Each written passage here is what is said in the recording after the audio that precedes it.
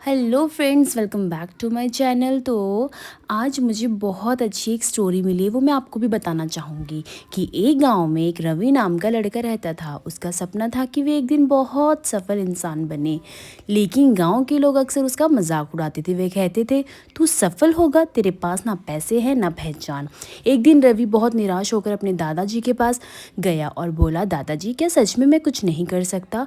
दादाजी मुस्कुराए और उसे अपने खेत में ले गए। उन्होंने ज़मीन में एक छोटा सा बीज बोया और बोले, रवि क्या तुम्हें लगता है कि ये छोटा सा बीज कभी बड़ा पेड़ बन सकता है?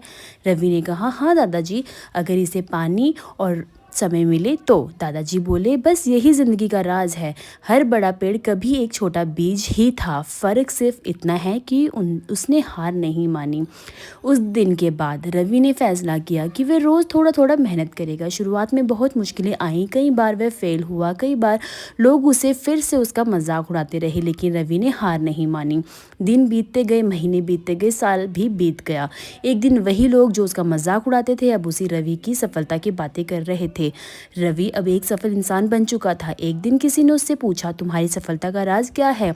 रवि मुस्कुराया और बोला, मैंने बस अपने दादाजी की एक बात याद रखी, अगर छोटा सा बीज पेड़ बन सकता है तो इंसान क्यों नहीं। उस दिन सबको समझ आ गया कि सफलता रातों रात नहीं मिलती, लेकिन अगर इंसान लगातार मेहनत करता रहे तो एक दिन वही छोटा बीज एक बड़ा पेड़ बन जाता है। तो सचमुच मुझे ये स्टोरी बहुत अच्छी लगी। तो जैसे हम लोग भी, जो जितने भी क्रिएटर्स हैं, हम लोग क्या करते हैं कि हम लोग पहले पहले निराश होते हैं क्योंकि हमें व्यूज़ नहीं मिलते, लाइक्स नहीं मिलती।